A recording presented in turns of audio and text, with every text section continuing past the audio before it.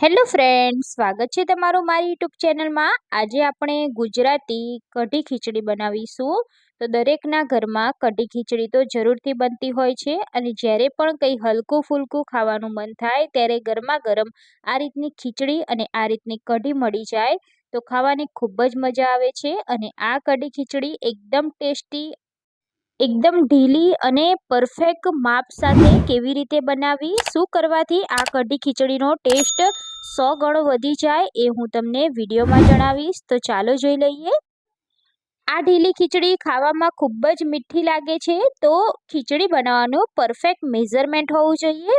તો સૌથી પહેલાં આપણે માપ લઈશું। તો એના માટે મેં અહીંયા અડધા કપ જેટલા ચોખા લીધા છે અને 1/4 કપ જેટલી દાળ લીધી છે। તો ખીચડી હંમેશા મીઠી ત્યારે જ લાગે છે જ્યારે દાળ ચોખાનું પરફેક્ટ માપ હોય। તો જેટલી દાળ છે એટલે જ ચોખા છે। તમે જોઈ શકો છો કે આ રીતે દાળનો ભાગ થોડો વધારે લાગવો જોઈએ। તો દાળ બરાબરમાં લઈશું તો ખીચડી ખાવાની મજા જ આવી જશે। દાળ ચોખાને સારા એવા પાણીથી ધોઈ લેવાનું છે। 2 પાણીથી મેં ધોઈ લીધા છે। હવે આપણે કુકરમાં એડ કરવાનું છે। તો આપણે ખીચડીના ચોખાને એડ કરી દઈશું। સાથે આ પાણી આપણે કેટલું લેવાનું છે તે જણાવીશ। તો 4 ગણું આપણે પાણી લેવાનું છે, એટલે મેં અહીંયા 4 ગ્લાસ જેટલું પાણી લીધું છે। જેટલા આપણે દાળ ચોખા લીધા એના 4 ગણું પાણી લેવાનું, જેથી ખીચડી તમારી એકદમ ઢીલી અને એકદમ ટેસ્ટી થશે। તો અહીંયા મેં 4 ગ્લાસ પાણી એડ કરી દીધું છે। હવે આપણે ખીચડીમાં મેઇન વસ્તુ મીઠું છે, તો ખીચડીમાં મીઠું પરફેક્ટ હશે તો ખીચડી ખાવાની ખૂબ જ મજા આવશે। અને અડધી ચમચીથી પણ ઓછું આપણે હળદર એડ કરીશું। 1 ચમચી અહીંયા આપણે ઘી એડ કરીશું। ઘી એડ કરવાથી ખીચડીનો ટેસ્ટ ખૂબ જ સરસ આવે છે અને એટલી મીઠી આ ખીચડી લાગે છે। તો આપણે જ્યારે ખીચડી બનાવતા હોય ત્યારે જ ઘી એડ કરી દેવાનું, જેથી ખીચડીમાં ઘી ભળી જાય। હવે આપણે ઢાંકણ ઢાંકી કુકરની આપણે 4 વિસલ કરી લેવાની છે। 1 વિસલ ફાસ્ટ ગેસ ઉપર અને 3 વિસલ આપણે એકદમ સ્લો ગેસ ઉપર કરીશું, જેથી આપણી ખીચડી એકદમ પરફેક્ટ બનશે। તો ખીચડી આપણી થાય ત્યાં સુધી આપણે કઢીનું બેટર બનાવીશું। તો કઢીનું બેટર બનાવવા માટે મેં અહીંયા 1 ગ્લાસ જેટલી ખાટી છાશ લીધી છે, સાથે અડધા ગ્લાસ જેટલું પાણી એડ કરવાનું છે। તો કઢી બનાવવામાં સૌથી પહેલાં આપણે પાણી ઓછું એડ કરીશું અને છાશ વધારે હશે તો કઢી ખાવાની ખૂબ જ મજા આવશે। ઘણા લોકો છાશ જેટલી રેડે છે એટલું જ પાણી રેડતા હોય છે, તો એમાં છાશની મીઠાશ જતી રહે છે અને પાણી જેવી કઢી લાગે છે, તો કઢી ફીકી પડી જાય છે। એટલે આપણે છાશ લીધી એનાથી અડધું પાણી લેવાનું છે।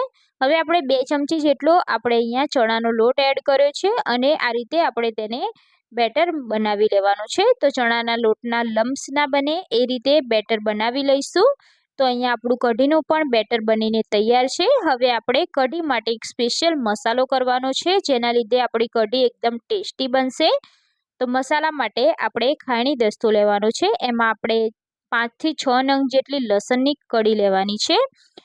અહીંયા 1 ઇંચ આદુનો ટુકડો લીધો છે અને 3 લીલા મરચાં લીધા છે। 1 ચમચી જીરું લીધું છે અને આ બધું સરસ એવું પીસાઈ જાય એટલે કે ખંડાઈ જાય જલ્દીથી, એટલે આપણે થોડું ચપટી જેટલું મીઠું એડ કરીશું અને ખાંડી લઈશું।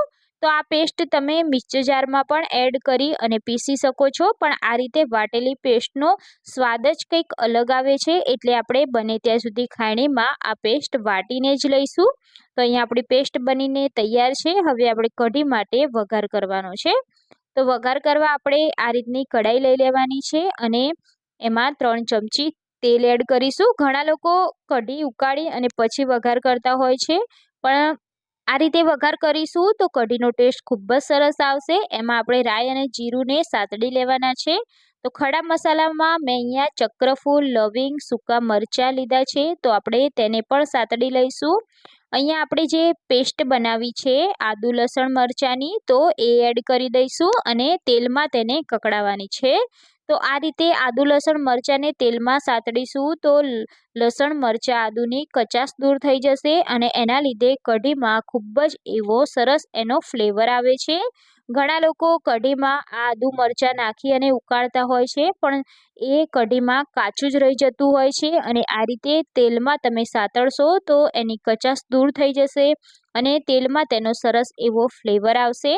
હવે આપણે મીઠા લીમડાના પાન એડ કરી તેને પણ સાતળી લઈશું અને બધો જ વઘાર એકદમ પરફેક્ટ આવી ગયો છે। હવે આપણે ગેસની ફ્લેમ એકદમ સ્લો કરી દેવાની છે અને જે આપણે બેટર બનાવ્યું છે તે એડ કરી દેવાનું છે।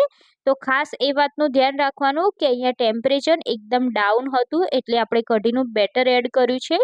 જો તમે હાઈ ગેસની ફ્લેમ પર આ બેટર એડ કરશો તો કઢી ફાટી જશે, એટલે આપણે એકદમ ટેમ્પરેચર ડાઉન હોય ત્યારે છાશ એડ કરવાની। તો આપણે થોડું પાણી એડ કરી દીધું છે અને મીઠું એડ કરી દીધું છે। તો ગુજરાતી કઢી હોય એટલે ગોળ તો અવશ્ય એડ કરીશું। તો આપણે 2 કાંકડી જેટલો ગોળ એડ કરી દીધો છે।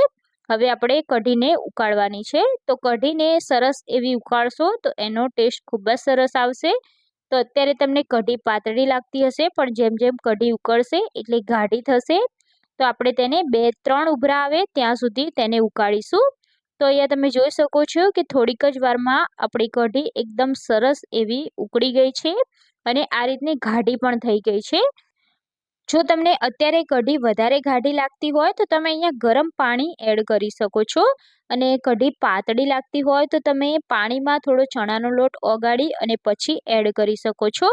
ડાયરેક્ટ ચણાનો લોટ એડ નથી કરવાનો, એનાથી લમ્સ બની જશે અને કાચો લાગશે, એટલે તેને પાણીમાં એડ કરી અને પછી ચણાનો લોટનું બેટર એડ કરવાનું। તો અહીંયા કઢી બની છે તો હવે આપણે કઢીને વધારે નહીં ઉકાળવાની। મેં અહીંયા 3 ઉભરા આવ્યા ત્યાં સુધી ઉકાળી છે અને પરફેક્ટ આપણી કઢી બનીને તૈયાર છે। તો હવે આપણે આને નીચે ઉતારી લેવાની છે। એના પહેલાં આપણે તેમાં થોડાક એવા કોથમીરના પાન એડ કરી દઈશું।